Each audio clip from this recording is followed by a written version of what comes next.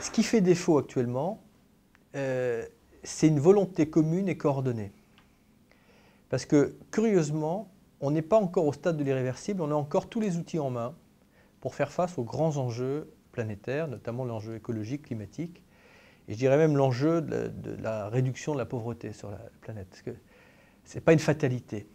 Mais curieusement, il n'y a pas un lieu sur cette planète où on est capable d'édicter des règles communes, tenant compte de ces critères-là, et où il y ait une vraie autorité morale et politique, qui est évidemment l'autorité nécessaire sur tous les lobbies, sur toutes les inerties culturelles, sur tous les égoïsmes. Donc une espèce d'organisation mondiale, alors que ça peut être l'Organisation mondiale de l'environnement, mais il faudrait presque élargir de l'environnement et du social et de l'humanitaire, et qui puisse édicter des règles communes. Voilà. Et que là, on s'affranchisse des logiques particulières, des logiques nationales, des logiques sectorielles.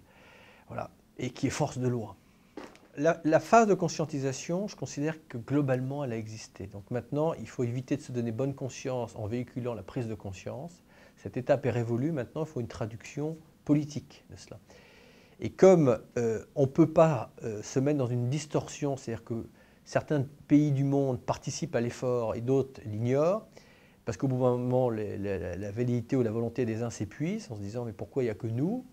Il faut édicter des règles communes. Voilà.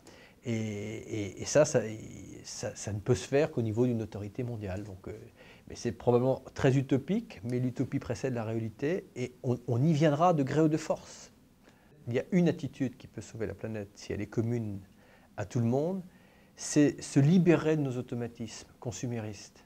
Cesser de penser que pour exister, il faut posséder. Et donc, se réapproprier la notion du choix. Donc c'est aussi simple que ça. Garder en permanence à l'esprit, ai-je le choix, puis-je faire autrement, est-ce nécessaire, est-ce essentiel, est-ce superflu. Donc voilà. Donc ça peut paraître très, très théorique, mais c'est tellement important. On est tellement conditionné dans cette société consumériste et matérialiste. Je pense que la première chose, pas pour aller vers une société d'ascétisme, mais pour construire ensemble cette société de modération où on trouve un équilibre entre le capital matériel et le capital immatériel. Donc il faut nous-mêmes qu'on se désintoxique. Je suis d'un optimisme désespéré. Voilà, c'est qu'en creux, ça veut dire que selon le regard que je porte, je me dis qu'il y a des choses qui bougent. Par exemple, le pacte écologique est un élément rassurant, mais je vois bien en face qu'il y a une telle inertie, qu'il y a une telle résistance, et que là, on a engagé une démarche à l'échelle française, mais que la France peut peu s'il n'y a pas une cohérence européenne, et que l'Europe peut peu s'il n'y a pas des règles communes et des efforts communs par rapport aux autres blocs géopolitiques. Donc c'est vrai, et compte tenu de l'urgence, c'est-à-dire que si on avait le siècle pour réagir, je serais alors vraiment très optimiste. Parce que je pense qu'il y a le yin et le yang, et qu'on a été très loin dans les excès au XXe siècle, et le XXIe siècle va réguler tout cela. Le problème, c'est qu'on est au pied du mur, et qu'on est vraiment à la croisée des chemins. Donc, honnêtement, au fond de moi-même, je suis très inquiet. Voilà. Mais je ne le laisse pas trop transparaître, parce que le désespoir n'est pas mobilisateur. Mais pour être franc, je suis quand même très inquiet. Je suis inquiet parce que je pense qu'on va avoir un siècle douloureux, et qu'on marche en spectateur informé vers la tragédie globale sans qu'on s'en préoccupe, quoi. On s'obstine sur un système, sur une logique qui n'est pas viable.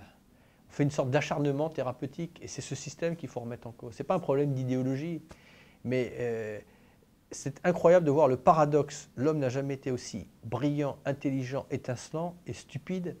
Il refuse de voir que nous vivons dans un monde qui a des limites.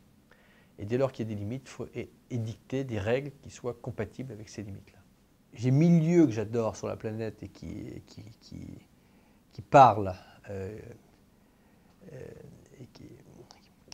Mais bon, si dans l'urgence je devais vite faire mes bagages, je prendrais l'Okavango, voilà, qui est cette espèce de delta comme ça miraculeux au port du Kalahari, où non seulement toute la faune et la flore prolifèrent, et en plus les quelques communautés humaines qui vivent là sont une espèce de palette de l'humanité qui réconcilie avec l'humain, quoi.